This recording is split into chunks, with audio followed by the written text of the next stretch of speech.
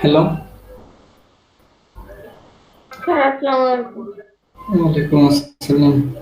আমার স্ক্রিনটা দেখা যাইতেছে? জি স্যার। ওকে, তো আমরা শুরু করি, বাকিরা আসুক, জয়েন করুক।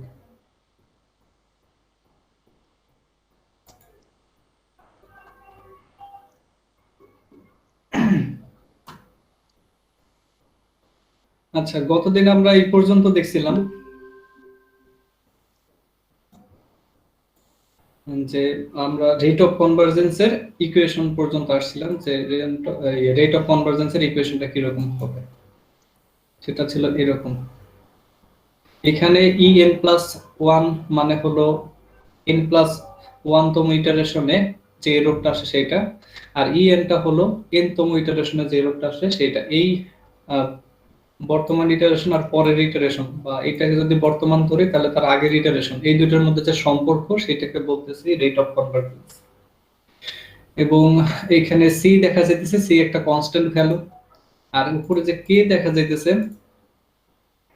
উপরে যে কে দেখা যাইতেছে সেটা হলো আমরা রেট অফ কনভার্জেন্স হিসেবে ধরবো এটাকে। এটা হলো কনস্ট্যান্ট ভ্যালু যে কোনো একটা, আর এটা হলো রেট অফ কনভার্জেন্স। এইটার মান যত হবে, মানে যার যত বেশি হবে তা বলবো যে সেটা রেট অফ কনভার্জেন্স তত বেশি। যেমন এটার মান 1 হইতে পারে, 2 হইতে পারে, 1.5 হইতে পারে, 1.6, 1.8 এরকম হতে পারে, যে কোনো ভ্যালু সে নিতে পারে। কে এর মানটা এরকম হতে পারে। সো এই মানগুলোর উপর বেস করে বলবো যে তার রেট অফ কনভার্জেন্স তত বেশি। কারণ হলো কেটা এখানে দেখা যাইতেছে বেশি পরিমাণে কন্ট্রিবিউট করে, মানে যত পাওয়ার থাকবে তত এটা। কিন্তু সি এর মানটা আমরা নরমালি চেষ্টা করি যে এটা কাউন্ট না করতে। তবে কনস্ট্যান্ট ভ্যালু দেখা যায় যদি এইখানেও পাওয়ার আকারে, অর্থাৎ এই ই এন প্লাস ওয়ান এটার উপরে ধরা যায় যে পাওয়ার ওয়ান আছে, এবং কে এর উপরে যদি পাওয়ার ওয়ান থাকে, মানে কে এর মান যদি ওয়ান হয়, তাহলে দুই সাইডে তো ওয়ান ওয়ান হয়ে গেল। তখন দেখা যেতেছে যে এই অংশটুকু আর এই অংশটুকু সেম।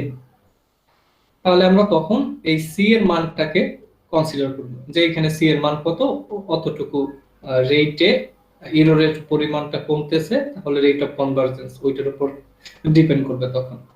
আর যদি এখানে কে এর মান ভিন্ন কিছু হয়, তাহলে ওইটা কি বলবো, যে এত আহ, এই ইসের জন্য, এই অ্যালগোরিদম বা মেথডটার জন্য তার রেট অফ কনভার্জেন্স এত, যেমন 1.618 অথবা 2, এরকম আর কি। তো এটা ছিল গতদিনের, গতদিনে তো আমরা দেখছি, এর উপরের কথাগুলো জানি।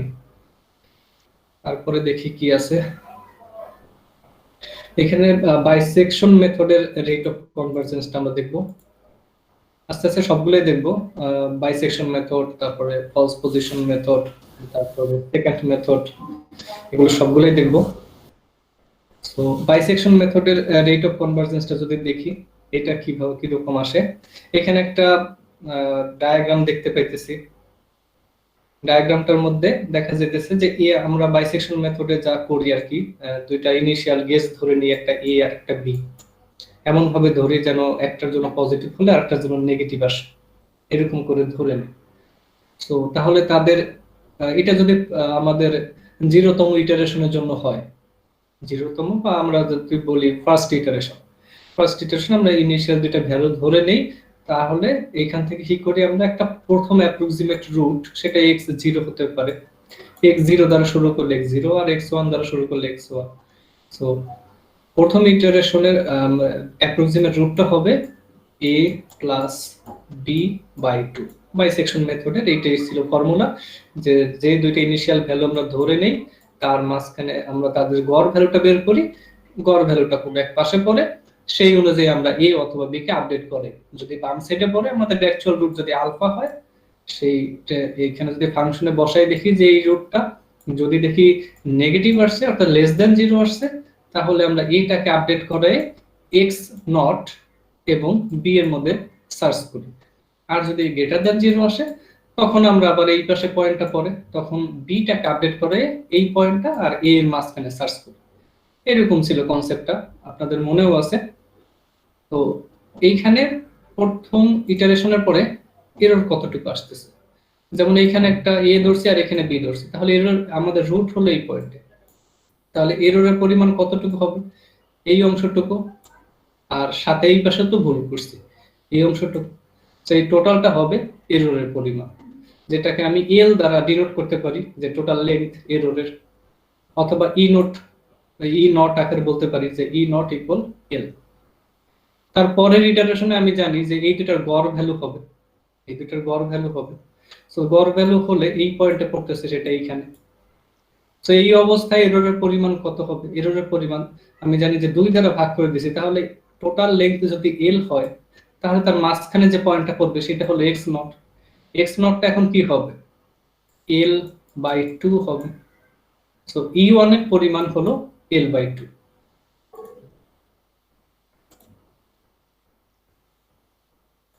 ই ওয়ান এর পরিমাণ হলো এল বাই 2। সো এরকম ফার্দার যদি আগাইতে থাকি, তারপরেরটার কি হবে? ই টু এর পরিমাণ কত হবে? এল বাই 2 ছিল, এইটা by 2, that is L by 4। E two এর মান হবে এল বাই 4।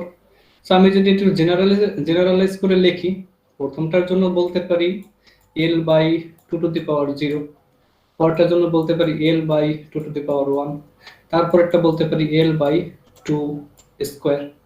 এইভাবে করে L by 2 to the power n, এটা হবে n তম ইটারেশনে, L by 2 to the power n plus 1, এটা হবে n প্লাস 1 তম ইটারেশনে এররের পরিমাণ। তাহলে এই ভ্যালুগুলো আমরা এখান থেকে বের করে নিই, এই ভ্যালুগুলো বের করে নিই।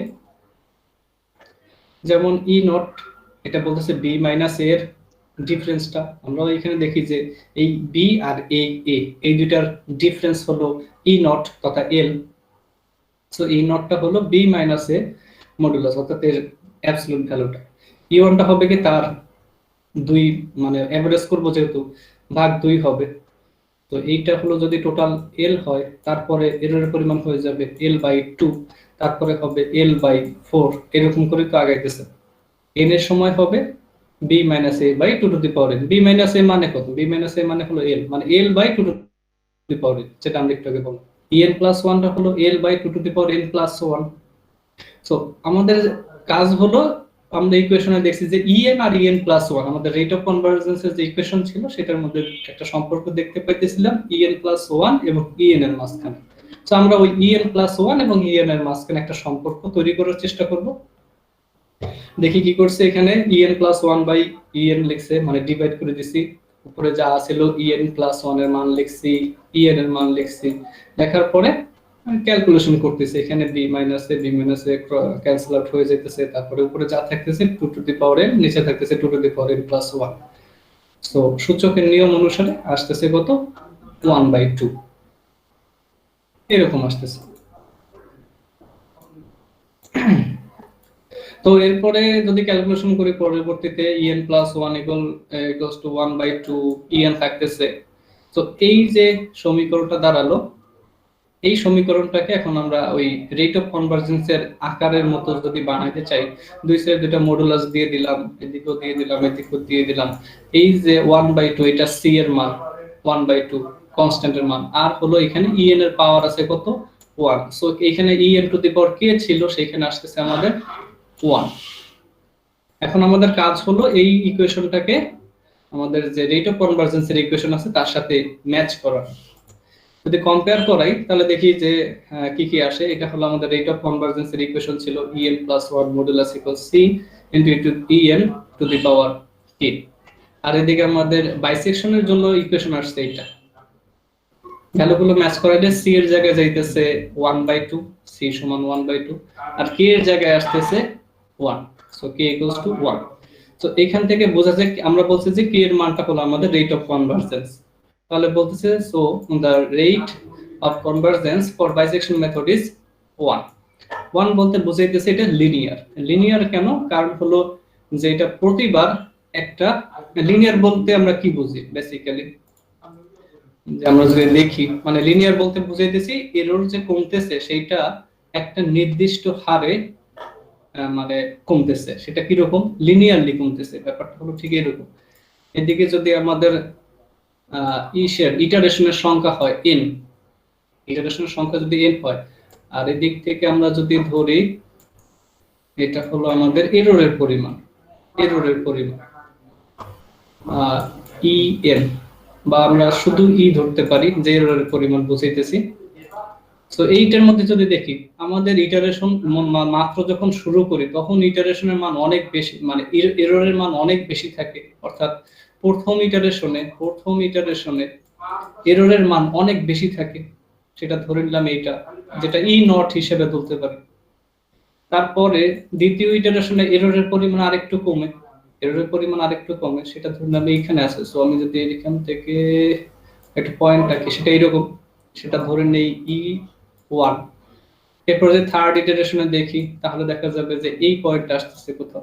সো প্রত্যেকবার দেখা যেতেছে একটা নির্দিষ্ট হারে এররের পরিমাণটা কমতেছে এবং লাইনটা দেখা যাবে টানলে ঠিক এইরকম আসতেছে, একটা সরলরেখা আসতেছে। সো একটা লিনিয়ার সম্পর্ক আমরা দেখতে পাইতেছি যে যত ইটারেশনের সংখ্যা বাড়তেছে এররের পরিমাণ এই লিনিয়ার রেটে কমতেছে। এর জন্য বলতেছি যদি কোনো কে এর মান 1 আসে তখন সেটাকে বলবো যে এটা লিনিয়ারলি রেট অফ কনভারজেন্সটা হচ্ছে। আচ্ছা, কোনো কোশ্চেন আছে এখানে? বুঝতে পারিনি বা কিছু? স্যার এখান থেকে কোশ্চেন কেমন হতে পারে? কোশ্চেন হতে পারে যেমন হলো বাইসেকশন মেথডের রেট অফ কনভারজেন্স বের করে আপনি দিতে বলতে পারে। সো আপনি হলো এরকম রেট অফ কনভারজেন্সের ইকুয়েশন লিখে তারপরে এই গ্রাফটা ড্র করে একটু সুন্দর করে বুঝিয়ে দিয়ে লিখবেন, এই আর কি। স্যার যেটা বললেন যে কমবে, ওটা কি সমানুপাতিক হারে কমবে নাকি আনুপাতিক হারে? হ্যাঁ হ্যাঁ হ্যাঁ, সমানুপাতিক হারে কমতেছেই তো। আমাদের প্রত্যেকবার ওই যে অর্ধেক করে দেখলাম না, যে প্রত্যেকবার অর্ধেক করে কমতেছে। এখন এইখানে অর্ধেক করে কমতেছে কারণ কি, এখানে কে এর মান দেখেন 1 বলছি, যদি কে এর মান 1 হয়ে যায় তখন তো এই পাশেও যদি 1 ধরি, সো এই দুইটার মধ্যে অর্থাৎ পরের ইটারেশন এবং আগের ইটারেশনের মধ্যে কোনো সম্পর্ক দেখা যাচ্ছে 1 1 আকারে আছে, তখন ডিপেন্ড করে এই সি মানটার উপরে। এটা কত আছে 1/2, অর্থাৎ প্রথম ইটারেশনে যত এরর ছিল তার থেকে অর্ধেক পরিমাণে এরর তার পরের ইটারেশনে কমে যাবে, তারও অর্ধেক পরিমাণের এরর তার পরের ইটারেশনে কমে যাবে, এইভাবে করে কমতেছে। সো এটা লিনিয়ারলি কমতেছে, এর জন্য এটাকে বলতেছে লিনিয়ার। ওকে, তারপরে দেখি এরপরে rate of convergence of false position method. False position মেথডের রেট অফ কনভারজেন্সটা দেখি। এখানে ফলস পজিশন মেথডের ফর্মুলাটা লেখা আছে। ফর্মুলাটা দেখা যায় যে আমাদের ওইখানে rate of convergence false position মেথডে যে ফর্মুলাটা ছিল সেটা ছিল এরকম যে x2 ইকুয়াল, এখানে ছিল x1 x1 f of x0 minus x0 f of x1 by f of x0 minus f of x1, এরকম ছিল আমাদের ফার্স্ট পজিশন মেথডের ফর্মুলা। এখন এখানে এই পার্টটা এই পাশে, এই পার্টটা এই পাশে থাকতে পারে, যে x not x f of x1 এইটা আগে থাকতে পারে, তারপরে x1 f of x not এটা পরে থাকতে পারে, একই জিনিস, কারণ একটা মাইনাস আপনি কমন নিলে তো পুরো ব্যাপারটা উল্টে যেতেছে। তো এইভাবে থাকতে পারে, এইভাবে থাকতে পারে, আমরা সুবিধার জন্য এইভাবে করে নিচ্ছি এই আর কি। বা এই ইকুয়েশনটা লিখলাম, মানে ফার্স্ট পজিশনের ইকুয়েশনটা লিখলাম। এখানে 2 1 0 সম্পর্কটা কি রকম, এখানে n+1 হলে এখানে n, এখানে n-1, এরকম একটা সম্পর্ক। সো এই যে ইকুয়েশনটা লিখে নিছি। এরপরে আমাদের কিছু কাজ আছে, সেই কাজগুলো আমরা করি। আমাদের আলফা হলো রুট, এখানে আলফাটা হলো রুট এবং টা হলো যে error after n iteration. So সমান কি হবে আমরা জানি, আলফা যদি রুট হয় তার থেকে xn টা বাদ দিলে যেটা থাকবে সেটা, সো xn মাইনাস আলফা। এদিকে চাইলে মডুলাস ইউজ করা যেত। তারপর আমরা ধরে নিয়েছি মানে আমাদের ক্যালকুলেশন বা সবকিছুর জন্য সিম্পলি আমরা দেখতে পারি এগুলো, এর জন্য ধরে নিলাম যে আচ্ছা মডুলাস বাদ দিয়ে হিসাব করতেছি, কারণ এগুলো সবসময় অ্যাবসলিউট ভ্যালুগুলোই না হয়। তারপরে xn সমান হলো, এটা যদি আমি এখানে নিয়ে আসি, তারপরে আলফা প্লাস en থাকে এই পাশে, এখান থেকে xn এর মান নিয়ে আসলাম, এই xn এর n প্লাস 1 মাইনাস আলফা, তারপরে এটা এদিকে রাখলাম, এরপরে ক্যালকুলেশন করে এটা জাস্ট xn প্লাস 1 এর মান নিয়ে রাখলাম। তারপরে দেখি কি করছি, যে এখানে ই n-1 এর জন্য যদি আমরা লিখি ইকুয়েশনটা xn এদিক থেকে ওই যে আমাদের ইকুয়েশনটা ছিল সেই ইকুয়েশনের মধ্যে বসাবো, এই যে ইকুয়েশনটা আছে সেই ইকুয়েশনের মধ্যে বসাবো। তাহলে আমরা এই ভ্যালুগুলো বসাই। তার আগে যে কাজটা করা হয়েছে এখানে ইকুয়েশনটাকে একটু রিরাইট করা হয়েছে, মানে আগে যে ইকুয়েশনটা ছিল সেই ইকুয়েশনটাকে একটু ভিন্নভাবে লেখা হয়েছে এইভাবে। ওইখানে যে ইকুয়েশনটা ছিল সেটাকে একটু আপনি চাইলে দিকে এটার সাথে এটা মানে এলসিএম নিয়ে মানে লসাগু করে ক্যালকুলেশন করে দেখবেন যে ওই ইকুয়েশনটাই জাস্ট অন্যভাবে এখানে রাইট করা হয়েছে। জাস্ট আগের ইকুয়েশন মানে ক্যালকুলেশন গুলো একটু ইজি হবে, কারণ অনেকগুলো টার্ম এখানে যুক্ত হবে, তো পরবর্তীতে দেখতে পাবেন যে বিশাল একটা টার্ম আসতেছে, তো ওইটা যদি লিখতে যাই ওই আগের ফর্মুলার মধ্যে বসে তাহলে খাতায় হয়তো জায়গা হবে না বা অনেক ইকুয়েশনটা অনেক জটিল দেখাবে। তার থেকে যদি এইভাবে করে নেই তাহলে দেখা যাবে যে ইকুয়েশনটা একটু সহজে আমাদের লেখাটা একটু সহজ হইতেছে, এর জন্য এইভাবে লেখা হয়েছে ইকুয়েশনটা। এরপরে কি করি, যে এখানে ভ্যালু গুলো বসাই দিতেছি। আমরা যদি একটু ইকুয়েশনটার মধ্যে দেখি, যেখানে xn+1 xn+1 এর জায়গায় আমরা বের করে রাখছিলাম xn+1 এর জায়গায় আলফা প্লাস en+1, সো এটা বসাই দিছি আলফা প্লাস en+1। xn এর জায়গায় xn এর value alpha plus en minus minus, তারপরে দিকে আছে f অফ xn এর মান কত alpha plus en, alpha plus en টা লিখে দিছি xn-1 মাইনাস xn, xn-1 এর জায়গায় xn-1 এর মানটা লিখছি, মানে হচ্ছে f অফ xn-1 ওই জায়গায় f অফ xn-1 এর ভ্যালুটা এখানে লিখে দিছি মাইনাস এদিকে আছে f অফ xn, এদিকে f of alpha plus en। So ভ্যালুগুলো সব পুট করলাম এখানে। এরপরে কিছু কাজ দেখতে পাইতেছি, এই যে দেখতেছেন অনেক বড় আর কি ইকুয়েশনটা চলে আসে। তো এখানে কি করা হয়েছে, এই দিক থেকে আলফা আর আলফা তো ক্যান্সেল আউট হয়ে যায়, সেগুলো মাইনাস হয়ে যায় আর কি, সো দুটো বাদ যায়। en+1 থাকতেছে এদিক থেকে থাকতেছে en মাইনাস থাকলো। এরপরে এখান থেকে আবার এই আলফা আর এই আলফা কাটা যায়, তো দিক থেকে থাকতেছে en-1 মাইনাস en, তো এটা লিখে দিছি। এরপরে এই যে অংশটা আছে এই অংশটাকে এইভাবে লেখা হয়েছে মানে এটা হলো আমাদের টেইলর সিরিজ এক্সপ্যানশন। তাহলে আমাদের টেইলর সিরিজ এক্সপ্যানশনটা একটু বোঝা উচিত। এখানে টেইলর সিরিজ এক্সপ্যানশনটা লিখে দেওয়া আছে যে f of a plus h, এখানে a বলতেছে কোন একটা কনস্ট্যান্ট ভ্যালু আর h টা বলতেছে কি ফাংশন অফ h এর ফাংশন, এবং a হলো কোন একটা কনস্ট্যান্ট ভ্যালু।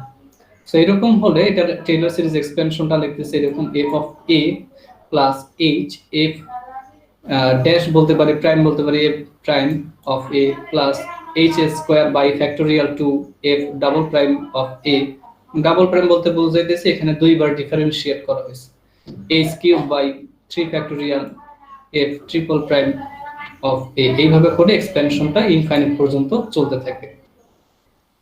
এখন এখানে h তো হলো h এর ফাংশন, a তো হলো একটা কনস্ট্যান্ট ভ্যালু, তাহলে f অফ a মানে কত, f অফ a মানে হলো যে ভ্যালু এট পয়েন্ট a, অর্থাৎ a পয়েন্টটা যদি আমি ফাংশনে বসাইতাম তাহলে যে ভ্যালুটা পাইতাম সেটা আমাদের যে ইকুয়েশনটা দেওয়া থাকে সেই equation. f double prime a বলতে বুঝাইতেছি মানে এখানে পরিচয়গুলো দিয়ে রাখছি যে এই ফাংশনটাকে যদি আমি দুইবার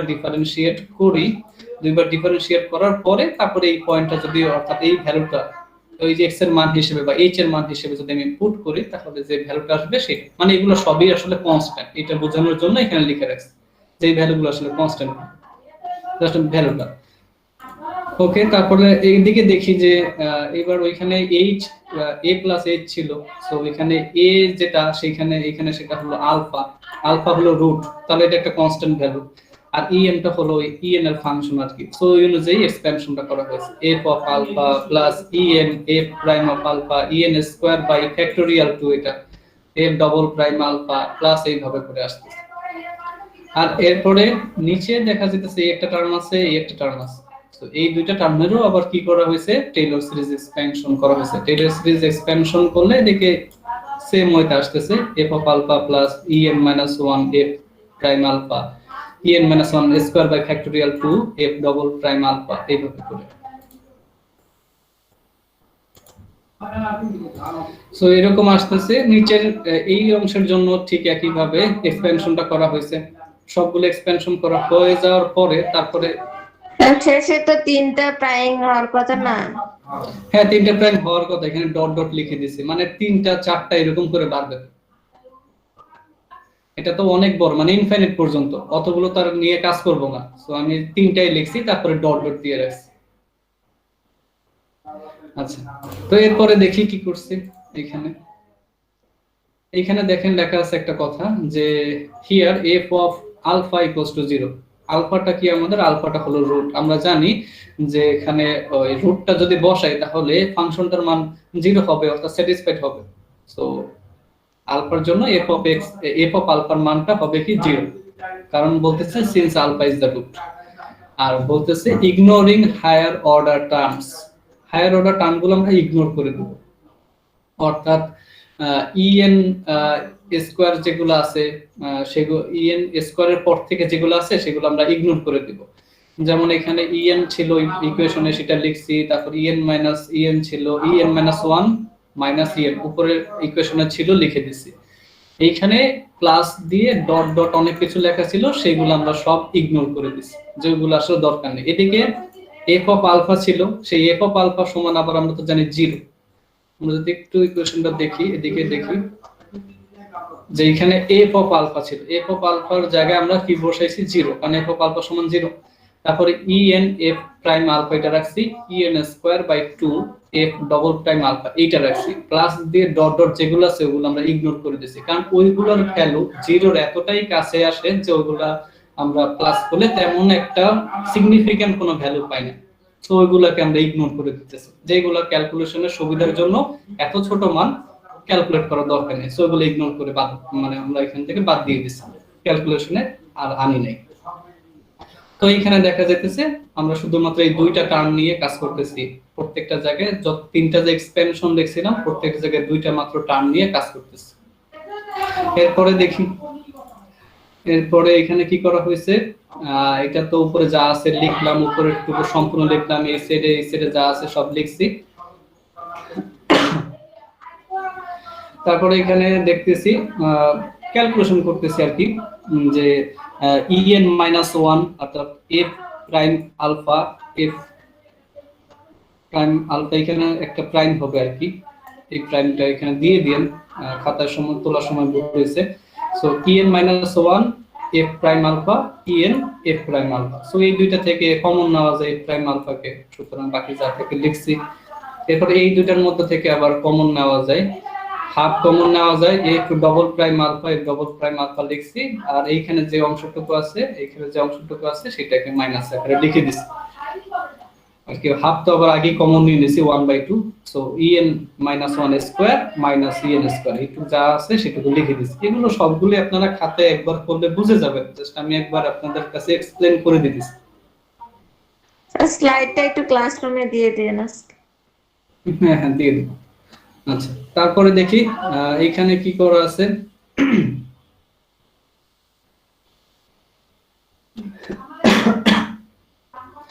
এরপরে উপরে দেখি যে এখানে এই অংশটুকু আর এই অংশটুকু, এখান থেকে en মাইনাস 1 মাইনাস en আছে। আচ্ছা, আমি একটু এটা যদি এক্সপ্লেন করি, যে en মাইনাস 1 আছে আর এদিকে en মাইনাস 1 স্কয়ার তারপর মাইনাস en স্কয়ার এরকম আছে। সো এখানে a plus a square minus b স্কয়ারের ফর্মুলা দেওয়া যায়, যে a plus b into a minus b, সেদিক থেকে থাকতেছে en মাইনাস 1 প্লাস en এরকম থাকে। এটাকে যদি আমি ভাঙি আর কি ফর্মুলার মধ্যে, en মাইনাস 1 মাইনাস en এরকম থাকে। সো এদিক থেকে en মাইনাস 1 মাইনাস en আর এদিক থেকে en মাইনাস 1 মাইনাস en, এই দুইটা টার্ম কমন নেওয়া যায়। কমন নিয়ে উপরে দেখা যাচ্ছে একটা টার্ম আছে en মাইনাস 1 en, সো এইটার সাথে আর ওই কমনটার সাথে কাটাকাটি যায়, তাহলে এই দিক থেকে থাকতেছে কি f প্রাইম আলফা, সেটা লিখছি। এই দিক থেকে থাকতেছে হাফ লিখছি, en মাইনাস, এটাকে তো ভাঙলাম এইভাবে, তাই না? তাহলে এইখান থেকে তো এইটুকু আবার কমন নিয়ে নিয়েছিলাম, তো এটাও বাদ, শুধু এই এতটুকু থাকতেছে সেটা লিখে দিয়েছি, এফ ডবল প্রাইম আলফা সেটা লিখে দিয়েছি। এদিকে জাস্ট ক্যালকুলেশন। এরপরে কি করা হয়েছে, এদিক থেকে আমরা লসাগু করছি, যে এটার সাথে এটা মাল্টিপ্লাই করে দিয়েছি, মাল্টিপ্লাই করলে যা থাকে সেগুলো থাকলো, তারপরে মাইনাস, এই যে মাইনাসটা সেই মাইনাসটা দিলাম, তারপরে এদিক থেকে বসাই দিচ্ছি, এগুলো সাইন চেঞ্জ হয়েছে। এরপরে এদিক থেকে যেগুলা সেম ভ্যালু আছে সেগুলো ক্যান্সেল আউট হয়ে গেছে, নিচে যা আছে তাই লিখলাম। এদিক থেকে থাকতেছে যে এইটুকু, এইটুকু থাকতেছে সেটা লিখে দিছি। এরপরে এখান থেকে এফ প্রাইম আলফা এই অংশটুকুকে কমন নিয়েছি, তো কমন নিলে এদিক থেকে থাকতেছে 1 প্লাস 1/2, তারপরে ইএন মাইনাস 1 প্লাস ইএন, এটা লিখলাম। এদিকে যেহেতু এফ প্রাইম আলফাটা নাই, সুতরাং এটা এখানে ডিভাইড আকারে চলে আসছে। এরপরে এইখানে দেখি যে এই যে অংশটুকু আছে সেটুকু লিখছি, অর্থাৎ এই অংশটুক, আচ্ছা এই অংশটুক বাই এই যে এটা এতটুকু লিখে দিচ্ছি। এরপরে এই যে ব্র্যাকেটের মধ্যে আছে, স্কয়ার ব্র্যাকেটের মধ্যে আছে, এটাকে উপরে উঠাই লিখছি। উপরে উঠাই লিখলে অবশ্যই পাওয়ারটা, এখানে পাওয়ার 1 সেটা কি ইনভার্স হয়ে যাবে, জানা কথা এগুলো। সো ওইভাবে লিখলাম কেন, কারণ এরপরে আমরা আরেকটা এক্সপেনশন দেখব, এটা হলো দ্বিপদী বিস্তৃতি আছে না, সেটা বাইনোমিয়াল এক্সপেনশন, বাইনোমিয়াল এক্সপেনশন অনুযায়ী দেখব। তো এতটুকু লেখার পরে এরপরে এই যে ইনভার্সের অংশটুকু, এই যে অংশটুকু সেইটুকু আবার এক্সপেনশন করা হয়েছে। এখানে এই কথাটা লেখা হয় নাই যে বাইনোমিয়াল এক্সপেনশন করা হয়েছে, বাইনোমিয়াল এক্সপেনশনটা হলো এরকম 1 প্লাস x ইনভার্স 1 থাকলে সেটাকে আমরা এরকম লিখতে পারি 1 minus x plus x square minus x cube plus x two the power 4 minus, এইভাবে করে ইনফিনিট পর্যন্ত চলতে থাকে। এটা হলো দ্বিপদী বিস্তৃতি। তো ওই অনুযায়ী এটা 1 প্লাস এই পুরো অংশটাকে x হিসেবে চিন্তা করা যায়, 1 প্লাস x, সুতরাং প্রথম কাজকে 1 মাইনাস x লেখা, 1 মাইনাস x লিখছি প্লাস তারপরে x স্কয়ার, অর্থাৎ এই পুরোটার উপরে স্কয়ার আসবে, এরকম করে টার্মটা ইনফিনিট পর্যন্ত যাইতে থাকবে। সো এটা গেল বাইনোমিয়াল এক্সপেনশন অনুযায়ী এটা লিখছি। এখানেও সেম কথা, যে আমাদের পরবর্তী যে টার্মগুলো আছে সেগুলোকে আমরা যে এই এই এরপর থেকে যে এই যে টার্মগুলো সবগুলোই হলো এত ছোট পরিমাণে ভ্যালু, সেগুলো আসলে ইগনোর করা যায়, সেগুলো ইগনোর করা যায়, শুধু ওয়ানটাকে আমরা ক্যালকুলেশনে রাখতেছি আর বাকি সব পার্টগুলো ইগনোর করে দিতেছি, কারণ এগুলোর ভ্যালু খুবই ছোট। তো এরপরে এখানে দেখা যাইতেছে n প্লাস 1 থাকলো, এই অংশটা যা আছে সেটা থাকলো, এর সাথে যদি 1 কে গুণ করি তাহলে তো এইটাই থাকতেছে, এটা লিখে দিলাম। সো আলটিমেটলি আমাদের এইরকম একটা ইকুয়েশন আসলো। এরপরে এইখানে কি করা হয়েছে যে আমরা এখন আমাদের ফলস পজিশন ইকুয়েশনটাকে, ফলস পজিশনের যে ইকুয়েশনটা, সরি আমাদের ফলস পজিশনের ক্যালকুলেশন করে করে যে রেট অফ কনভারজেন্সের মধ্যে যে ইকুয়েশনটা পাইছি সেটাকে এখন আমাদের ইসের সাথে রেট অফ কনভারজেন্সের যে মেইন ইকুয়েশন আছে তার সাথে কম্পেয়ার করব। এখন এখানে কনস্ট্যান্ট ভ্যালু কি কি, এটা কনস্ট্যান্ট ভ্যালু, এটা একটা কনস্ট্যান্ট ভ্যালু, যে E and A double prime of alpha, A prime of alpha.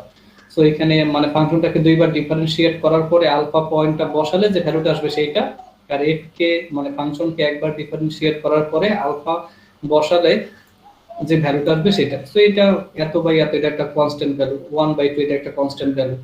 তো এই দুটো তো কনস্ট্যান্ট ভ্যালু আছে। এখন ফলস পজিশন মেথডে দেখা যায় যে কোন একটা পয়েন্ট ফিক্সড থাকে, কোন একটা পয়েন্ট ফিক্সড থাকে, অর্থাৎ এরকম থাকে যদি যদি আমরা দেখি আমাদের গ্রাফটা যদি এরকম ছিল, সেরকম থাকলে দেখা যেত যে আমরা প্রথমত দুইটা x0 আর x1 ধরে নিতাম, x0 আর x1 ধরে নিতাম। তো এর থেকে কি করতাম, এই দুইটা পয়েন্ট থেকে আমরা যদি ভ্যালুগুলো বসাই, এটা এইদিকে আসতো, এটা এইদিকে আসতো, এরপরে দিক থেকে একটা দাগ টানতাম, তারপরে এই নতুন ভ্যালু অনুযায়ী তারপরে আবার এটার মধ্যে সার্চ করতাম, তো এটা এখানে বসাইতাম, এরপরে দিক থেকে আবার দাগ টানতাম, এইভাবে করে আবার দাগ টানতাম, মানে সরল রেখা টানতে থাকতাম এরকম করে, আস্তে আস্তে কি করতাম, মানে রুটের কাছাকাছি চলে যেতাম। এটা ছিল ফলস পজিশনের কনসেপ্ট, আপনারা জানেন। তাহলে দেখা যাচ্ছে যে এখানে এই পয়েন্টটা ফিক্সড হয়ে গেল, বারবার এই পয়েন্টে মুভ করতেছে। মাঝে মাঝে কিন্তু আমরা দেখি যে এই পয়েন্টও কিন্তু মুভ করে, কিন্তু কিছু নির্দিষ্ট সময়ের জন্য একটা পয়েন্ট কিন্তু দেখা যায় যে ফিক্সড থাকে, যেটা সেকেন্ড মেথডে থাকে না। সেকেন্ড মেথডে প্রত্যেক ইটারেশনে প্রত্যেকবারই মুভ করে, কিন্তু এখানে দেখা যাচ্ছে যে কোনো একটা পয়েন্ট মুভ করে। সো যদি একটা পয়েন্ট মুভ করে, সেটা যদি আমি ধরে নেই যে এটা হলো আমাদের en-1 এর জন্য, অর্থাৎ এটা ছিল xn-1 তম n-1 তম ইটারেশনে যে এররটা আসছে সেটা, এবং সেটা এই পয়েন্টের জন্য পাওয়া গেছে। আমরা যদি ধরে নিই এরকম, তাহলে এইটা ফিক্সড থাকতেছে, এই অংশটুকু ফিক্সড থাকতেছে। en-1 মানে কি? en-1 হলো n-1 তম ইটারেশনে যে এররের পরিমাণ। তাহলে n-1 তম ইটারেশনে যে ভ্যালুটা আসে, সেই ভ্যালুটাকে অর্থাৎ যে অ্যাপ্রক্সিমেট রুটটা আছে সেটাকে আমি ধরে নিতে পারি xn-1। xn-1টা যদি এইটা হয়, তাহলে এটা সবসময় ফিক্সড থাকতেছে। তাহলে এই রুট থেকে এই যে ডিসটেন্সটুকু, এই ডিসটেন্সটুকু সবসময় ফিক্সড, আমরা এটাকে ধরতে পারি কনস্ট্যান্ট হিসেবে। তাহলে কনস্ট্যান্ট টার্ম কয়টা আসতেছে? 1/2, এই অংশটুকু আর এই তিনটাকে আমরা কনস্ট্যান্ট টার্ম হিসেবে ধরতে পারি। তাহলে এই পুরোটাকে যদি আমি সি হিসেবে লিখি, আর বাকি থাকে কি en, এটা লিখলাম।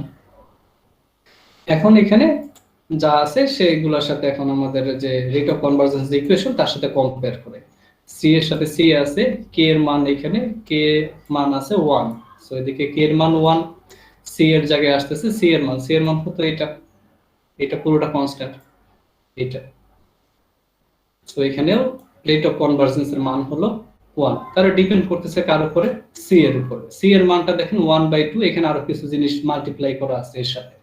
এখন বাইসেকশন মেথডও ছিল সি এর উপর ডিপেন্ড করতেছিল, ফার্স্ট পজিশনও সি এর উপর ডিপেন্ড করতেছে, দুইটার মধ্যেই কে এর মান সেম, এদিকেও কে এর মান 1, বাইসেকশনও কে এর মান 1 ছিল। কিন্তু যখন আমরা প্র্যাকটিক্যাল করছিলাম তখন দেখতাম যে বাইসেকশনে যতগুলো ইটারেশন লাগে, ফার্স্ট পজিশনে তার থেকে কম ইটারেশন লাগে।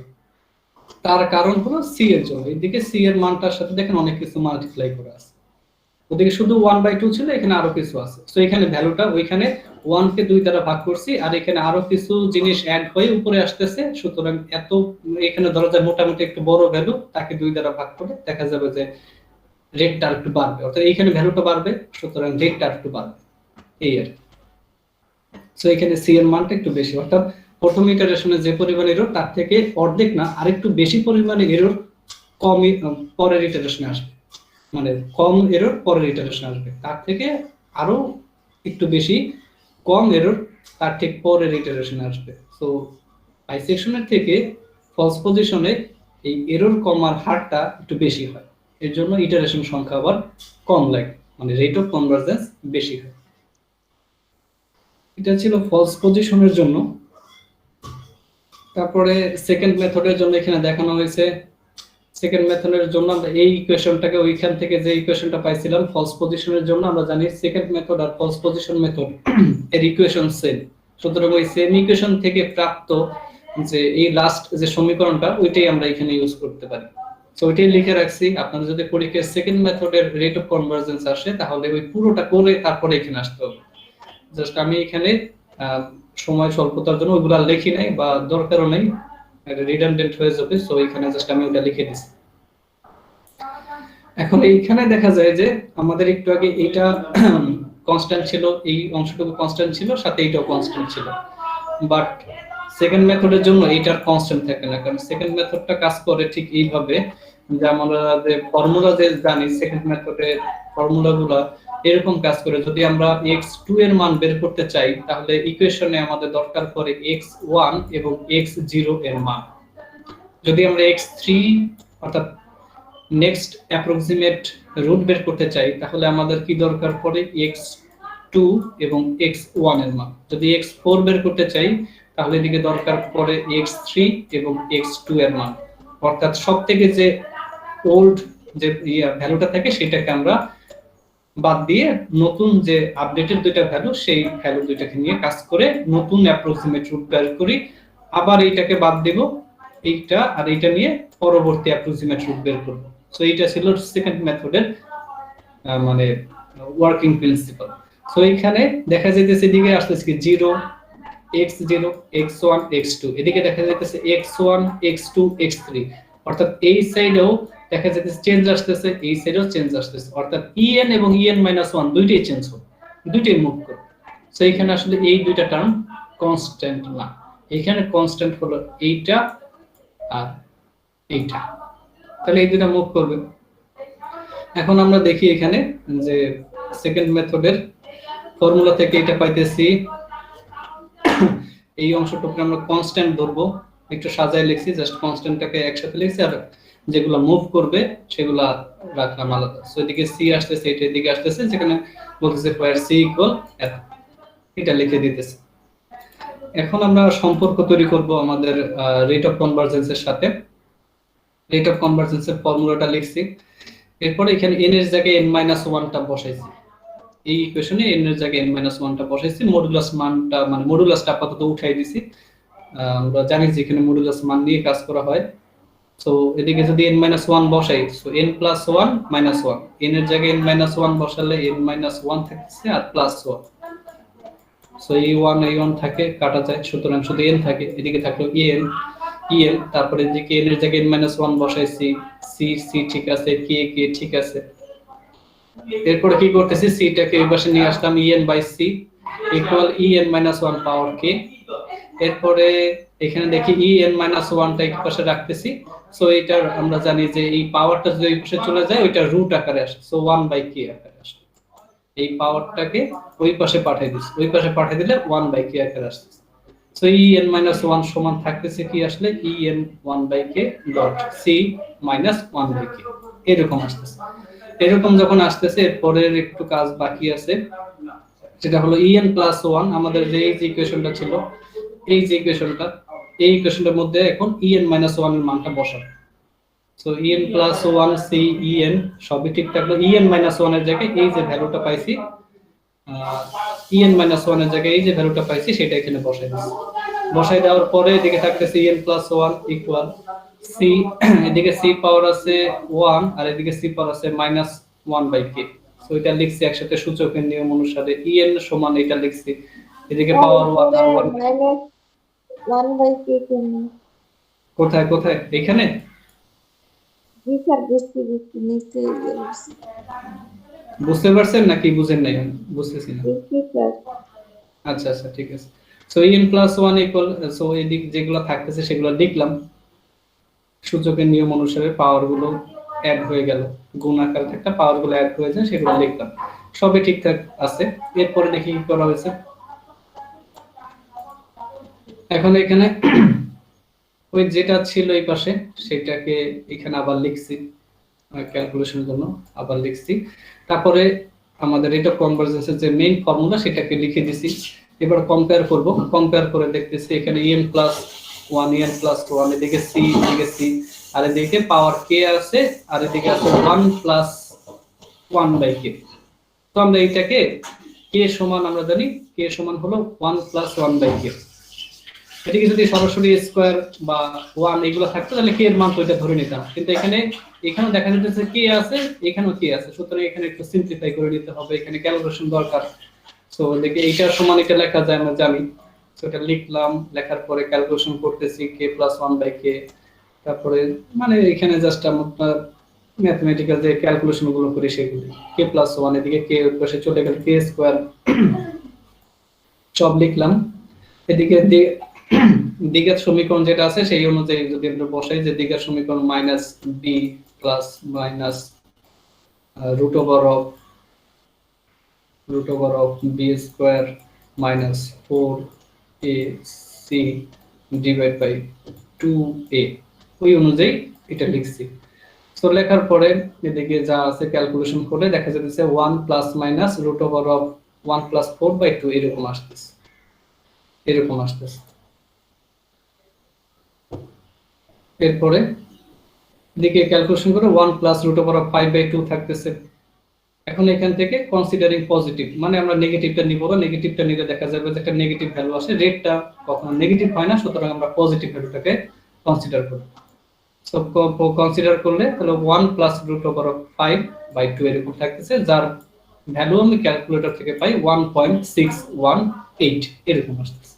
তাহলে আমাদের বাইসেকশনে ছিল k এর মান 1, ফলস পজিশনে ছিল k এর মান 1, কিন্তু সেকেন্ড মেথডে দেখলাম সেটা আসছে 1.618। তাহলে এই দুইটার থেকে অবশ্যই এটা রেট অফ কনভার্জেন্স বেশি, এবং আমরা সেটা দেখছিও প্র্যাকটিক্যালি যে এটার জন্য খুবই কম সংখ্যক ইটারেশন লাগে। নিউটন র্যাপসনে দেখা যাবে এটার মান হচ্ছে 2, কে এর মান হচ্ছে 2, সুতরাং ওইটার জন্য আরো বেশি হবে রেট অফ কনভার্জেন্স, আরো কম ইটারেশনে আমাদের যে সলিউশনটা আছে সেটা রিচ মানে অ্যাকুরেসি লেভেল রিচ করে সলিউশনটা দিয়ে দিই। সো এটা ছিল সেকেন্ড মেথডের জন্য। এরপর আছে rate of convergence of Newton Raphson method. এই সবগুলো একই নিয়মে, ফলস পজিশন, তারপরে হলো দেখলে সেকেন্ড মেথড, তারপরে হলো নিউটন র্যাপসন, এগুলো দেখলেই বুঝে যাবে যে ইকুয়েশনটা ছিল আমাদের নিউটন র্যাপসনের যে e x n plus one সমান হলো x n minus f of x n by f prime of x n, এরকম ছিল। তাহলে আমরা এর আগে এরকম দেখছিলাম যে আলফার যদি রুট হয় তাহলে ওইখান থেকে আমরা এক্স এন প্লাস ওয়ান, তারপর এক্স এন এই ভ্যালুগুলো বের করে আনতে পারি। এই ভ্যালুগুলো এটার জন্য ভ্যালু বের করবো, এটার জন্য ভ্যালু বের করবো, তাহলে আমরা ওই ভ্যালুগুলো আবার ইকুয়েশনে বসে ক্যালকুলেশন করবো, সোজা হিসাব। তো এই দিক থেকে দেখি যে en প্লাস ওয়ান সমান আমরা এটা লিখতে পারি যে x n plus one minus alpha. Alpha হলো রুট আর এক্স এন প্লাস ওয়ান হলো এন তম ইটারেশনে অ্যাপ্রক্সিমেট রুট। সো এই দুইটা রুটের যে ডিফারেন্স সেটাই হলো আমাদের এন প্লাস ওয়ান তম ইটারেশনের এরর। সো ওইটা ওই অনুযায়ী লেখা যায় এটা। এরপর এখান থেকে এক্স এন প্লাস ওয়ান এর মানটা বের করে নিলাম en এর জন্য, অর্থাৎ এন তম ইটারেশনের জন্য কাজটা করলাম। করার পরে এরপরে ইকুয়েশন ওই যে এক নাম্বার ইকুয়েশন ছিল সেটা বসাইছি। এদিকে ছিল x n plus one, x n plus one এর জায়গায় এক্স এন প্লাস ওয়ান এর যে মান সেটা বসাই দিছি। এদিকে ছিল এক্স এন এর জায়গায় এক্স এন এর মান বসাই দিছি। এদিকে ছিল উপরে ছিল F of x N, so F of x N এর জায়গায় এক্স এন এর যে মান ই এন প্লাস আলফা সেটা লিখছি। নিচে ছিল F prime of x N, সুতরাং F prime of x N এর জায়গায় এক্স এন এর মান ই এন প্লাস আলফা লিখে দিছি। এরপরে ক্যালকুলেশন গুলো করতে হবে। তো এদিকেও বোঝা যাইতেছে যেহেতু ফাংশনের মতো একটা কিছু আছে, এখানেও কি হবে, টেইলর সিরিজ এক্সপেনশন হবে। জাস্ট আমরা একটু ক্যালকুলেশন করে দিতেছি, আলফা আলফা বাদ দেওয়া যায়, তারপরে দিতে গিয়ে এন প্লাস ওয়ান থাকে, এদিকে এন থেকে দিকে মাইনাস মাইনাস, উপরে যা আছে সেটা লিখে দিলাম। এখন এখান থেকে e f of e n plus alpha, এখানে আলফা হলো একটা কনস্ট্যান্ট ভ্যালু আর ই এনটা হলো মানে যেটার ফাংশন ই এন এর ফাংশন। সো ওই অনুযায়ী এই যে ফর্মুলা যে এফ এক্স প্লাস আলফা হলে F of alpha plus X F prime of alpha, Taylor series এক্সপ্যানশনটা আছে সেই অনুযায়ী। সো এই দুইটা অংশকে আমরা এইভাবে এক্সপ্যান্ড করব। এক্সপ্যান্ড করে লিখলাম, এক্সপ্যান্ড করে লিখতেছি যে f of alpha e n f prime of alpha e n square by 2 factorial f double prime of alpha, এইভাবে করে ইনফাইনাইট পর্যন্ত। নিচেরটাকেও একবার করে লিখছি। জাস্ট পার্থক্য কোথায়, পার্থক্য হলো ওইটা এফ অফ আলফা থেকে শুরু হয়েছে, এদিকে এফ প্রাইম অফ আলফা থেকে শুরু হয়েছে, এখানে আগে থেকেই একবার ডিফারেন্সিয়েট করা। সুতরাং এক্সপেনশনের শুরুতেই একটা প্রাইম আসবে, f prime of alpha e n f double prime of alpha e n square by factorial 2 f triple prime of alpha, just 1 degree বেড়ে যাবে এখানে আর কি। সো এরপরে বলতেছে নেগলেক্টিং, আমরা জানি যে এরপরে ভ্যালুগুলো খুবই অনেক বড় বড় মানে মানগুলোর জন্য দেখা যাবে ইএন পাওয়ার কিউব কে ইএন পাওয়ার 4 এরকম আসলে ওই ভ্যালুগুলোর জন্য দেখা যাবে যে খুবই ছোট ছোট ভ্যালু আসছে, সেগুলো আমাদের কোনো কন্ট্রিবিউট করে না। সো এগুলো আমরা ইগনোর করতে পারি, সো এগুলো ইগনোর করে দিলাম, ইগনোর করে দিতেছি। আচ্ছা একটা সেকেন্ড,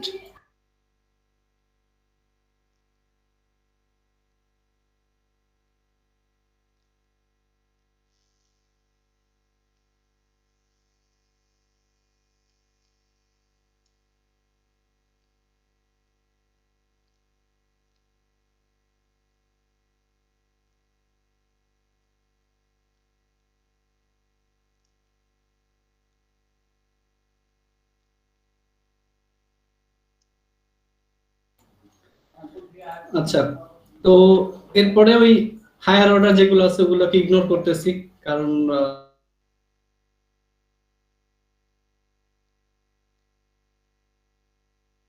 ইএন এর মান যদি এরকম আসে 0.01, তাহলে আপনি যদি তার স্কয়ার করেন দেখেন আরো কম আসে 0.001, মানে যত পাওয়ার বাড়াইতে থাকবেন ততই ভ্যালুগুলো খুবই ছোট আসবে। এই ছোট ভ্যালুগুলো আসলে চাইলে ইগনোর করা যায়, এর জন্য আমরা ওই ভ্যালুগুলোকে ইগনোর করতেছি। এবং এফ অফ আলফা সমান 0, সুতরাং এফ অফ আলফা সমান 0 তো আমরা জানি যে এটা আমাদের রুট এবং ফাংশনে যদি বসে তার জন্য ভ্যালু হলো 0। তো ওই অনুযায়ী যদি আমরা দেখি en প্লাস মানে জায়গাটা লিখলাম, এটার জায়গাটা লিখছি, তারপরে দিক থেকে f অফ আলফার মান 0 সেটা লিখছি, এদিক থেকে এগুলো সব ইগনোর করব, বাদ দিলাম, তাহলে এইটুকু থাকতেছে, এইটুকু রাখলাম। তারপরে f প্রাইম অফ আলফা এটা লিখলাম, en f double prime alpha এটা লিখছি, তারপরে যে বলছে যে en স্কয়ার থেকে যেগুলো আছে সেগুলো ইগনোর করে দিবে, এই সেট থেকে এগুলো ইগনোর করে দিলাম, এগুলো সব বাদ। তাহলে যা থাকতেছে এটা, এরপরে এইটুকু থাকতেছে, লেখা শেষ। এরপরে দেখি, এরপর তো ওই সিম্পল যে ক্যালকুলেশন গুলো, যে আমি লসাগু করলাম, লসাগু করার পরে এটার সাথে এটা মাল্টিপ্লাই হয়ে গেল, এদিকে থাকলো মাইনাস, মাইনাস উপরে যেটা থাকে সেটা লিখে দিলাম। এরপরে দিক থেকে এটা এটা বাদ যায়, এটা থাকতেছে, লিখলাম, নিচেরটা লিখলাম। এরপরে কাজ কি, যে এখানে f প্রাইম অফ আলফা এটা কমন নিলাম, কমন নিলে দেখে থাকতেছে 1 plus en by f double prime of alpha by f prime of alpha. এটাকে কেন লিখছি, যাতে আমরা আবার এখানে বাইনোমিয়াল এক্সপেনশনটা ইউজ করতে পারি।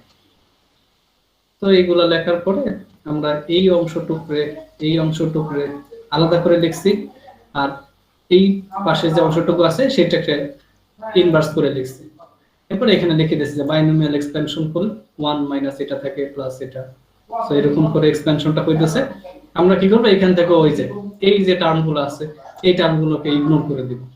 এই টার্মগুলোকে ইগনোর করে দিলে, আমি আর এখানে লিখিনি আর কি যে ইগনোরিং, এই কথাটা আপনারা চাইলে লিখে দিতে পারেন যে ইগনোর করতেছি এই টার্মগুলোকে। সো এরপরে এদিকে যদি গুণ করি, 1 দ্বারা গুণ করলে দেখা যাচ্ছে এইটুকুই থাকতেছে আমাদের, যে en plus 1 equal en square f double prime alpha by f prime alpha. So এইটুকু আমাদের কনস্ট্যান্ট ভ্যালু, আমরা জানি এইটুকু হলো আমাদের c, আর en স্কয়ার এইটুকু হলো আমাদের en পাওয়ার k এর জন্য কাজ করবে। তো এখানে দেখি যে en প্লাস 1 সমান m en স্কয়ার, ওই যে m সমান কত, m সমান হলো ওই যে কনস্ট্যান্ট ভ্যালু সেটা ধরে নিছি। সো রেট অফ, এটা সরাসরি আসলে c ও ধরা যায়, এখানে c ধরা যায়। এরপর রেট অফ কনভারজেন্স ইকুয়েশনের সাথে যদি কম্পেয়ার করে c এর জায়গায় c আছে, বা এটাকে যদি m ধরি, c ইকুয়াল m ইকুয়াল যে মানটা সেটা লিখে দিছি। আর en স্কয়ার, en এর জায়গায় n আছে, k এর মান আসছে কত এখন 2, k এর মান 2, সুতরাং এইটা রেট অফ কনভারজেন্স অনেক বেশি। তাহলে আমরা চারটা মেথডের দেখলাম। বাইসেকশনের জন্য k এর মান ছিল 1, ফলস পজিশনের জন্য k এর মান ছিল 1, সেকেন্ড মেথডের জন্য ছিল 1.618, আর নিউটন র্যাপসনের জন্য আসলো 1 শুধু 2। সুতরাং দেখতেছি আমাদের রেট অফ কনভারজেন্স আসলে সবথেকে বেশি নিউটন র্যাপসনের জন্য। এর জন্য দেখা যাবে যে কোনো এরর, যদি আমরা কোনো ইকুয়েশনের রুট ফাইন্ড করতে চাই, তাহলে নিউটন র্যাপসন মেথড খুব ফাস্ট আমাদের সেই সলিউশনটা দিয়ে দেয়। এটা রেট অফ কনভারজেন্স সবথেকে বেশি, মানে যে অ্যাকুরেসি দিব সেই অ্যাকুরেসির মধ্যে খুব ভালো কাজ করবে। এরপরে আর কিছু কথাবার্তা আছে, যে এতদিন যে সব মেথডগুলো পড়ছি সেই মেথডগুলোর কিছু আর কি অ্যাডভান্টেজ, ডিসঅ্যাডভান্টেজ, এগুলো যদি দেখতে চাই। স্যার রেট অফ ইয়াটা যদি বেশি হয় তাহলে ভালো নাকি কম হলে ভালো? ভালো, অবশ্যই ভালো রেট অফ কনভারজেন্স, কারণ নিউটন র্যাপসনের দেখেন k এর মান আসছে 2, নিউটন র্যাপসনের জন্য k এর মান আসছে 2। এই মানটা যত বাড়বে, যত অর্ডার বেশি হবে, তত অর্ডার বলবো যে এটা তত ভালো রেট অফ কনভারজেন্স। অর্থাৎ রেট অফ কনভারজেন্স মানে কি, আমাদের যে সলিউশন সেই সলিউশনের কাছাকাছি যত দ্রুত যাওয়া যায়, আমাদের অ্যাকুরেসি লেভেলটা যত তাড়াতাড়ি অ্যাচিভ করা যায়। তাহলে এখানে k এর মান যার যত বেশি, তার রেট অফ কনভারজেন্স তত বেশি, মানে সে তত তাড়াতাড়ি আমাকে সলিউশনের কাছে নিয়ে যায়। সো ওই অনুযায়ী দেখাইলাম যে k এর মান 1 বাইসেকশনের, আপনি নিজেই বুঝতেছেন বাইসেকশনের মান, বাইসেকশনের ক্ষেত্রে k এর মান আসছে 1, ফলস পজিশনের ক্ষেত্রে k এর মান আসছে 1, সেকেন্ডের ক্ষেত্রে একটু বাড়ছে, নিউটন র্যাপসনের ক্ষেত্রে আরেকটু বাড়ছে। সুতরাং বাইসেকশনে নিশ্চয়ই আপনার ইটারেশন সংখ্যা নিউটন র্যাপসনের থেকে অনেক বেশি লাগবে। বোঝাই যেতেছে যে সেম সলিউশন, সেম কোশ্চেনের জন্য সেম সলিউশন পেতে বাইসেকশন থেকে নিউটন র্যাপসন মেথড ভালো। এটা আমরা প্র্যাকটিক্যালও দেখছি, এবং এখানেও প্রুভ করলাম যে আসলে আমাদের রেট অফ কনভারজেন্স নিউটন র্যাপসনের খুব বেশি আসে বাইসেকশনের তুলনায়। এটা স্কয়ার আকারে এররটাকে কমায় দেয়। বুঝতে পারছি? আচ্ছা, তো এদিকে তারপর বাইসেকশন মেথড, এখানে কিছু অ্যাডভান্টেজ ডিসঅ্যাডভান্টেজ আছে। পরীক্ষা যদিও আসে না এটা, বা যদি অফলাইন এক্সাম হইতো তাহলে হয়তো দেওয়া যেত। তারপরে এখানে আমরা একটু জেনে নেই যে কি কি অ্যাডভান্টেজ ডিসঅ্যাডভান্টেজ আছে। যেমন এখানে বলতেছে কনভার্জেন্স ইজ গ্যারান্টিড বাইসেকশন মেথডের জন্য। Bisection method is bracketing method and it is always convergent. মানে আমরা বাইসেকশন মেথডটা কিভাবে করি, এটা যেটা থাকে দুইটা ইনিশিয়াল ভ্যালু ধরে নিই এ আর বি, এমন ভাবে ধরি যেন একটার জন্য নেগেটিভ আসে আর একটার জন্য যেন পজিটিভ আসে। তার মানে এর মাঝখানে কোথাও একটা রুট আছে এবং এটা গ্যারান্টি দেয় যে এই এ আর বি এর মাঝখানে রুটটা পাওয়া যায়। সুতরাং এখানে কনভার্জেন্স অর্থাৎ এইটা সলিউশনে পৌঁছাবেই। হয়তো ইটারেশন সংখ্যা অনেক বেশি লাগবে, 50টা লাগুক, 60টা লাগুক, 100টা লাগুক, কিন্তু সে রুটের কাছাকাছি যাবে বা রুটে পৌঁছায় দিবে। সুতরাং এখানে কনভার্জেন্স ইজ গ্যারান্টিড। তারপর এরর ক্যান বি হ্যান্ডেল। আচ্ছা, এটা কি লিখছে যে in bisection method increasing number of iteration always yields more accurate root. Bisection মেথডে এমনিতেই ইটারেশন একটু বেশি লাগে, আরো যত বেশি ইটারেশন লাগবে, যত বেশি ইটারেশন আমরা চালাইতে থাকবো, তত বেশি দেখবো যে এটার অ্যাকচুয়াল রুটের কাছাকাছি রুট আসতেছে, অর্থাৎ অ্যাকুরেসিটা তত বেশি হইতেছে। অর্থাৎ একটা অ্যাকুরেট রুট পাওয়ার পসিবিলিটি বেড়ে যায় যদি আমরা ইটারেশন সংখ্যা বাড়াই দিই বাইসেকশনের ক্ষেত্রে। তারপরে বলতেছে does not involve complex calculation. শুধুমাত্র আমরা a প্লাস b বাই 2 করে এটা হিসাব করি। সুতরাং এখানে কোনো কমপ্লেক্স ক্যালকুলেশন নেই, কোনো ডেরিভেটিভ নাই, কিছু নেই। শুধুমাত্র বসাই দুইটা ভ্যালু, তারপর তাদের গড় ভ্যালু বের করে করে আমরা রুটের কাছে পৌঁছে যাই। ওবিজি ক্যালকুলেশন। এরপর দেখতেছে bisection method is very simple and easy to program in computer. বুঝা গেল। তারপরে বলতেছে ডিসঅ্যাডভান্টেজ কি বলতেছে, স্লো রেট অফ কনভার্জেন্স। এটা কনভার্জেন্ট হয় ঠিক আছে, বাট এটা খুবই স্লো, অর্থাৎ ইটারেশন সংখ্যা বেশি লাগে। এটা গ্যারান্টি দেয় যে আমি রুটটা খুঁজে পাবো, বাট এটা কি হয়, সমস্যা কোথায় হয়, সমস্যা হলো এটা অনেকগুলো ইটারেশনের পরে একটা সলিউশন দেয়, যেটা কিনা নিউটন র্যাপসন 2-3 ইটারেশন দিয়ে দেয়, এর জন্য কিনা 15-16টা ইটারেশন লাগে।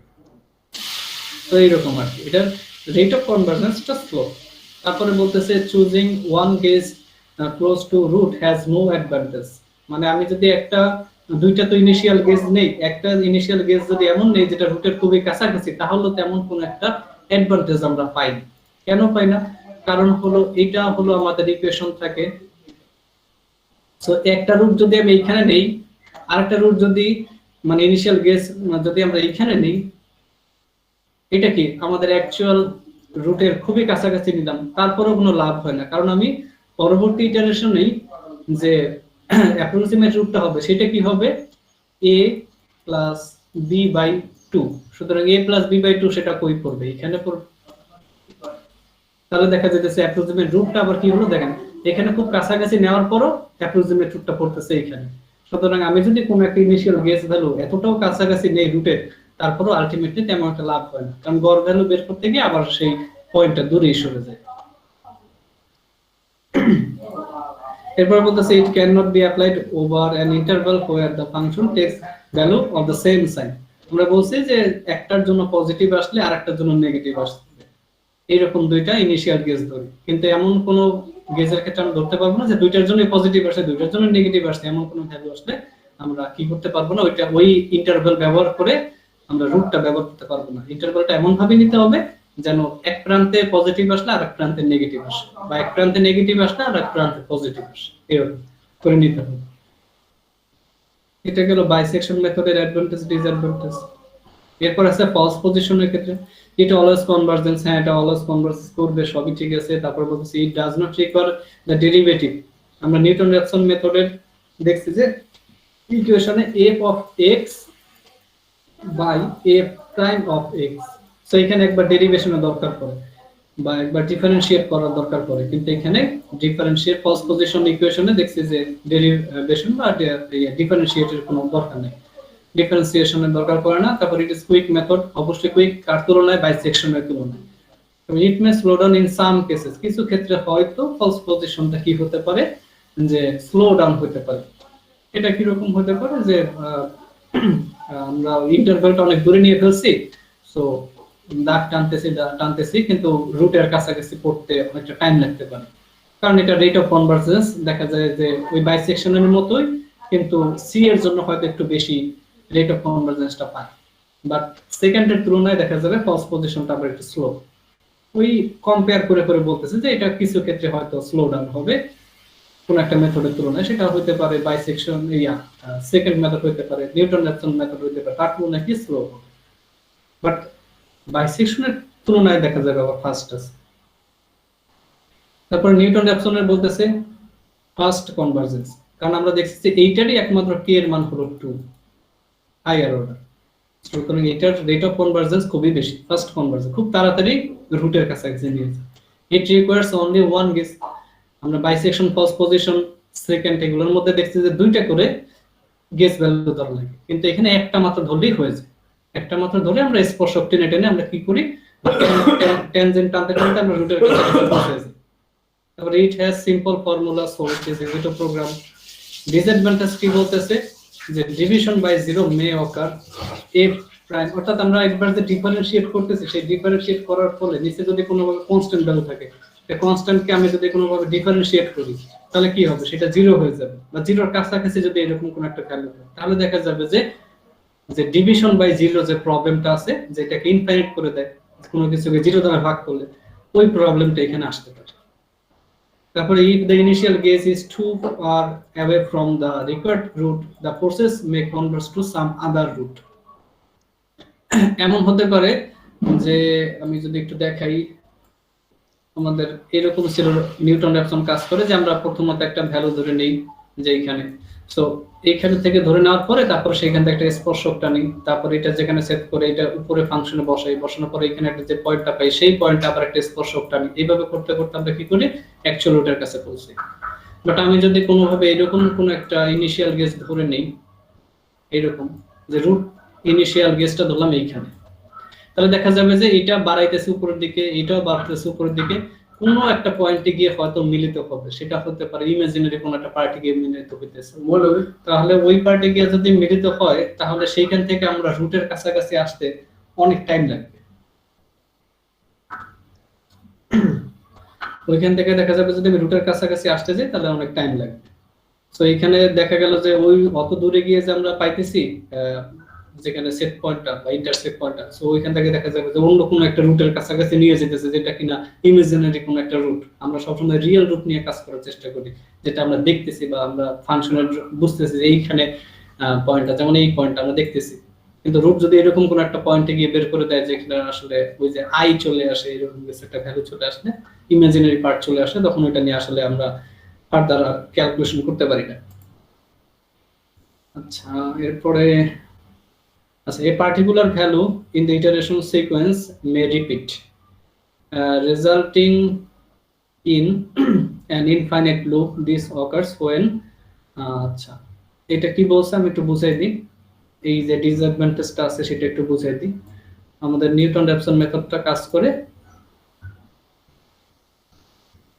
এরকম করে, সো আমি ইনিশিয়ালি ভ্যালু দিলাম যে এখানে, সো এটা ধরে নিলাম x নট, এটা থেকে যদি আমি উপর দিকে টানি সেটা হবে এরকম, এইটার থেকে এই পয়েন্টে আসতেছে, তাই না, এই পয়েন্টে, সো এই পয়েন্টে আমি একটা স্পর্শক টানি, স্পর্শক টানলে সেটা ঠিক এরকম হইতেছে, এরকম হইতেছে, একটু ভুল হয়েছে,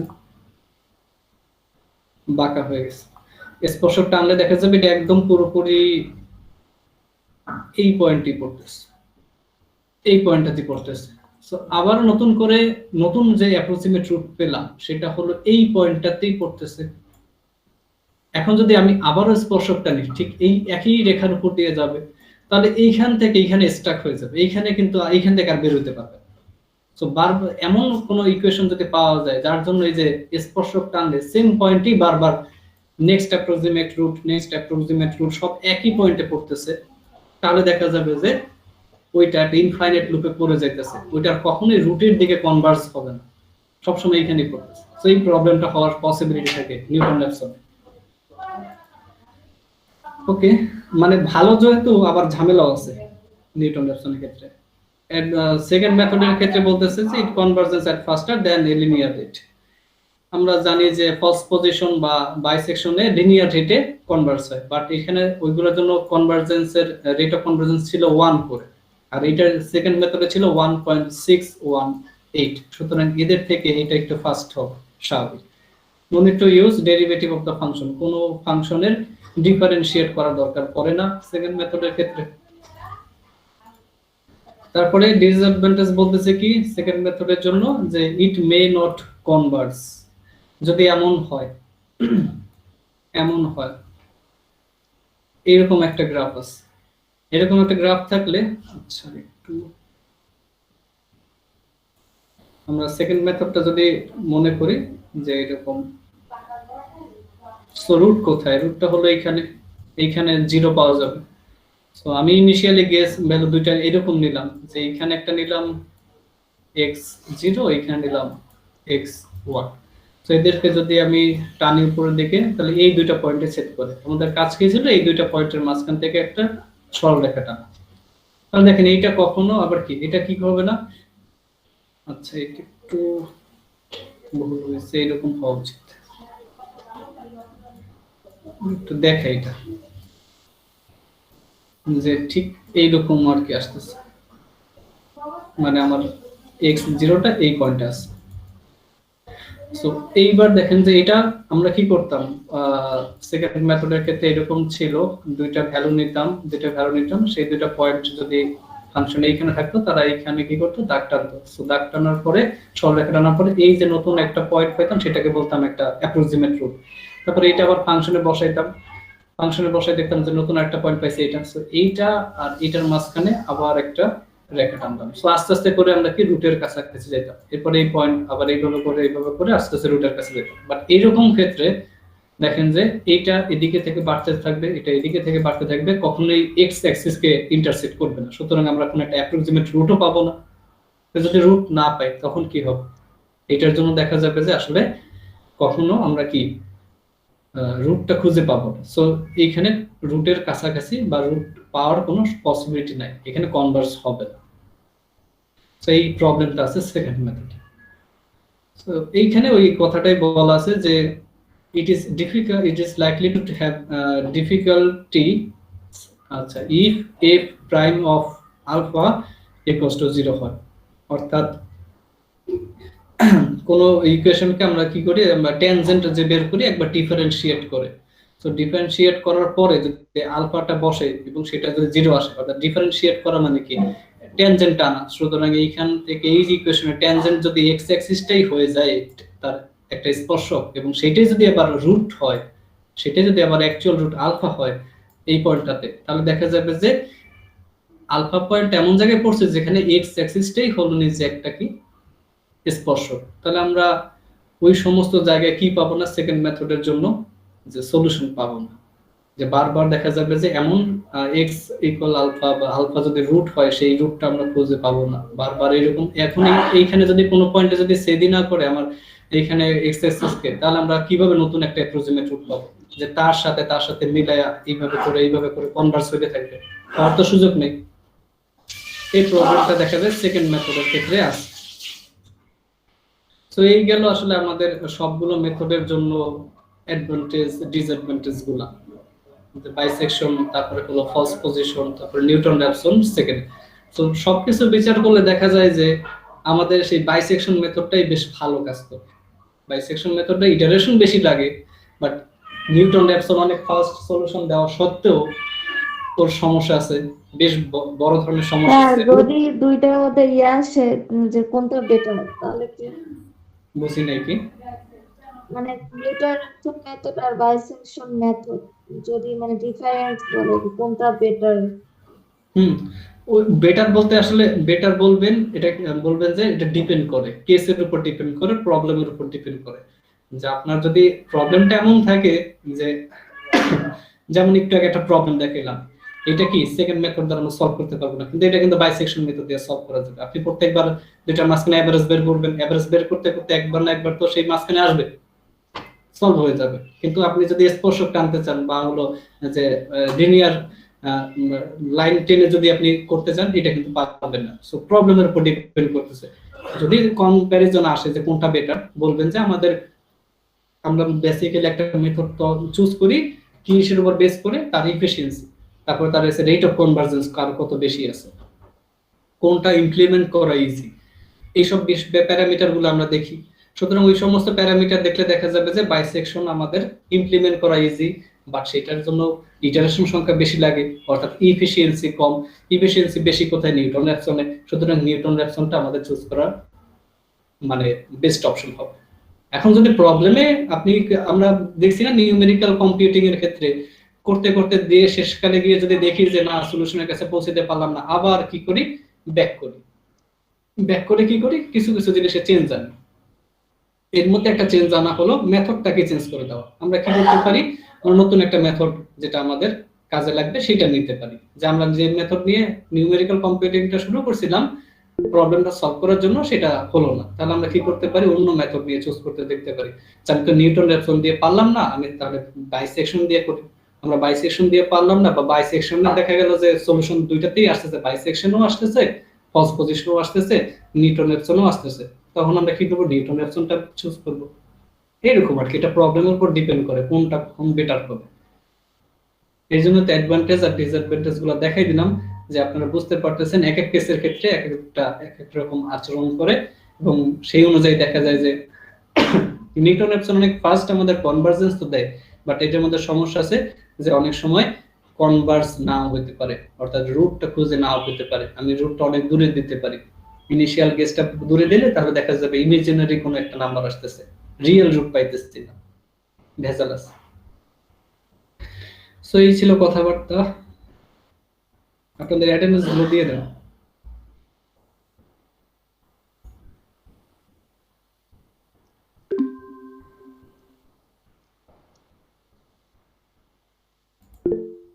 সবার অ্যাটেন্ডেন্স দেওয়া হয়ে গেছে? বাকি থাকলে কেউ দিয়ে দিন। তারপরে ক্লাসে যদি রিভিউ দিতেন তাহলে ভালো হতো। রিভিউ ক্লাস কিসের উপর রিভিউ লাগবে? মানে স্যার আজকে আজকে দেখতাম আর কি।